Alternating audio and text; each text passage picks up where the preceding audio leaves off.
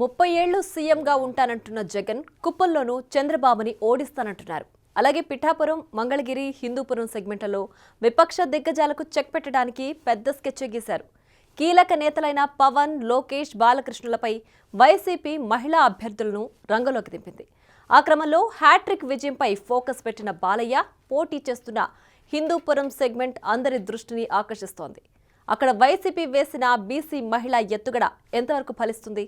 పెరిగిన ఓటింగ్ శాతం దేనికి సంకేతం? టీడీపీ కంచుకోట లాంటి హిందూపురంలో వైసీపీ ఆశలు నెరవేరుతాయా? రాష్ట్రంలోని కీలక నియోజకవర్గాల్లో ఉమ్మడి అనంతపురం జిల్లాలోని హిందూపురం ఒకటి. తెలుగుదేశం పార్టీ ఆవిర్భావం నుంచి ఇక్కడ ఏ ఇతర రాజకీయ పార్టీ ఇంతవరకు విజయం సాధించలేదు. 1983లో టీడీపీని గెలిపించిన హిందూపురం ఓటర్లు 1985 నుంచి వరుసగా 3 సార్లు ఎన్టీఆర్ను అసెంబ్లీకి పంపించారు. అప్పటి నుంచి ఇప్పటి వరకు క్యాండిడేట్ ఎవరైనా టీడీపీకే పట్టం కడుతూ వచ్చారు. 2014 ఎన్నికల్లో ఎన్టీఆర్ రాజకీయ వారసత్వాన్ని కొనసాగిస్తూ నందమూరి బాలకృష్ణ ఇక్కడి నుంచి పోటీ చేసి ఘన విజయం సాధించారు. 2019లో వైసీపీ గాలిని తట్టుకుని మరీ విజయం సాధించి ఈ నియోజకవర్గం తెలుగుదేశం పార్టీకి కంచుకోట అని మరోసారి నిరూపించారు.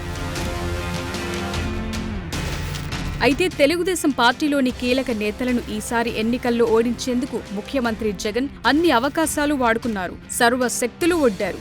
ఇందులో భాగంగా హిందూపురం నుంచి బాలయ్యను ఓడించేందుకు బీసీ మహిళా అభ్యర్థి దీపికను రంగంలోకి దింపారు.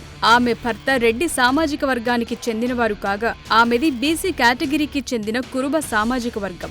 దీపిక భర్త వేణురెడ్డి 2003 నుంచి వైఎస్ ఫ్యామిలీకి వీర విధేయుడిగా ఉంటూ వస్తున్నారు. హిందూపురంలో కీలకంగా ఉండే కురుబ ఓటర్లతో పాటు రెడ్డి వర్గం కలిసి వస్తుందన్న అంచనాలతో ఆ నియోజకవర్గంలో తొలిసారి మహిళా ప్రయోగం చేశారు జగన్.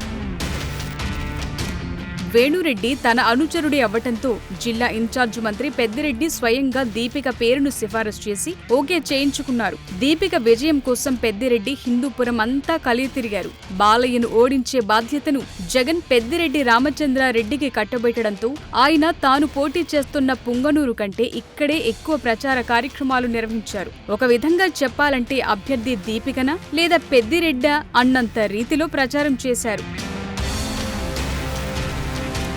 హిందూపురంలో హ్యాట్రిక్ విజయాలు సాధించిన ఎన్టీఆర్ తరువాత వరుసగా 2 సార్లు గెలుపొందిన ఘనత బాలకృష్ణకే దక్కుతుంది. మరోసారి విజయం సాధించి తండ్రి తరహాలు తాను కూడా హ్యాట్రిక్ కొడతానని బాలకృష్ణ నమ్మకంతో కనిపిస్తున్నారు. 2014లో తొలిసారి పోటీ చేసినప్పుడు హిందూపురంలో 76.57% పోలింగ్ జరిగితే బాలయ్య 16,196 ఓట్ల మెజార్టీతో గెలిచారు. రెండోసారి పోటీ చేసినప్పుడు పోలింగ్ శాతం పెరగకపోయినా ఆయన మెజార్టీ 18,000కు పెరిగింది.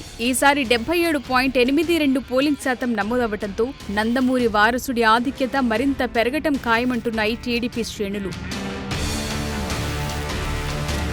నందమూరి బాలకృష్ణకు ఈసారి ఎన్నికల్లో అనేక అంశాలు కలిసి వచ్చాయన్న అభిప్రాయం వ్యక్తమవుతోంది. బాలకృష్ణను ఓడించడానికి మంత్రి పెద్దిరెడ్డి ఎంత కష్టపడినా వైసీపీలోని వర్గ విభేదాలు టీడీపీకి బాగా కలిసొచ్చాయంటున్నారు. ముఖ్యంగా వైసీపీలో పట్టున్న మైనార్టీ వర్గం నేత మాజీ ఎమ్మెల్సీ మహమ్మద్ ఇక్బాల్ ఎన్నికల ముందు టీడీపీలో చేరటంతో వైసీపీకి పెద్ద ఎదురుదెబ్బ తగిలింది. అదీకాక ఇప్పటికీ హిందూపురం వైసీపీలో వర్గ విభేదాలు రచ్చకెక్కుతున్నాయి. అక్కడ అధికార పక్ష నేతలు ఏకంగా 5 గ్రూపులుగా విడిపోయి ఎవరికి వారే యమునా తీరే అన్నట్లు వ్యవహరిస్తున్నారు.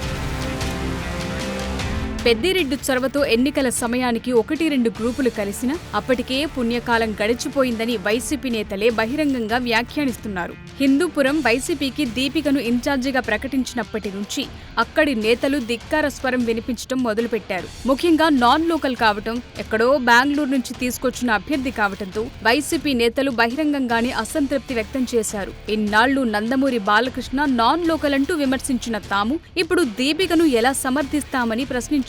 వైసీపీలోని వర్గపోరుకు తోడు ఈసారి పోలింగ్ శాతం కూడా గతం కంటే 1% పెరగటంతో బాలయ్య మెజార్టీపై టీడీపీ నేతలు లెక్కలేసుకుంటున్నారు. చివరి నిమిషంలో మహమ్మద్ ఇక్బాల్ పార్టీలోకి రావటం కూడా ప్లస్ అయిందని టీడీపీ ధీమాగా ఉంది. మరోవైపు టీడీపీ, బీజేపీ, జనసేన పొత్తు కూడా బాలకృష్ణకు కలిసి వచ్చి మెజార్టీ మరింతగా పెరిగే అవకాశం ఉందని వైసీపీ నేతలే వ్యాఖ్యానిస్తుండటం గమనార్హం. కూటమి రెబల్ అభ్యర్థిగా పరిపూర్ణానంద స్వామి బరిలో ఉన్నప్పటికీ ఆయన ప్రభావం పెద్దగా ఉండదన్న అభిప్రాయం వ్యక్తమవుతోంది. ఏదేమైనా హిందూపురం గురించి పూర్తి క్లారిటీ రావాలంటే రిజల్ట్ దాకా వేచి ఉండక తప్పదు.